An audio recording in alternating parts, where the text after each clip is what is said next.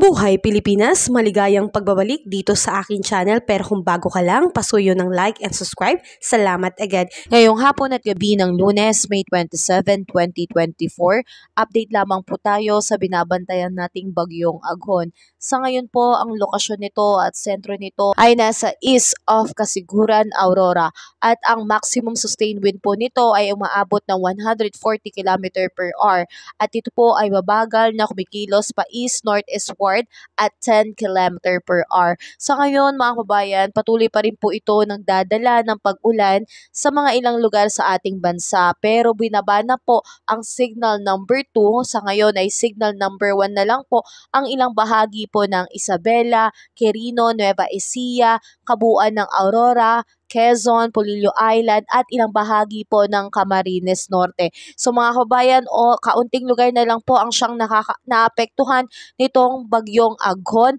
dahil unti-unti na po itong lumilihis at lumalayo na po sa Philippine Area of Responsibility. So asahan natin na simula bukas ay malayo na po ang lokasyon ng bagyong ito, pero nakapagdudulot pa rin po ito ng pag-ulan dito po sa ating bansa. Kaya naman, ugaliin pa rin po nating magdala ng payong at mag-antabay sa ating balita, dahil posible pong magkaroon ng pagbabago.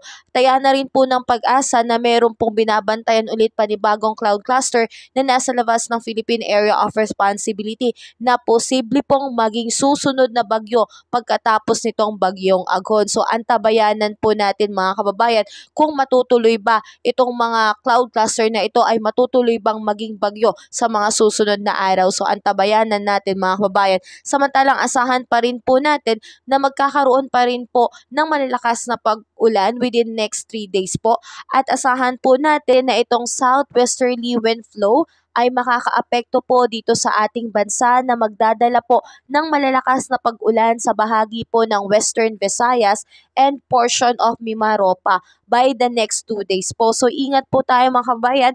Sa ngayon po ay talagang asahan na natin na magiging maulan na po ang mga susunod na araw. So ingat po tayo mga kabayan. Ugaliin po nating laging magdala ng payong kung lalabas ng bahay at maging updated sa ating ulat panahon upang lagi po tayong maging handa at ligtas. So ingat tayo mga kabayan. Have a safe day po sa lahat.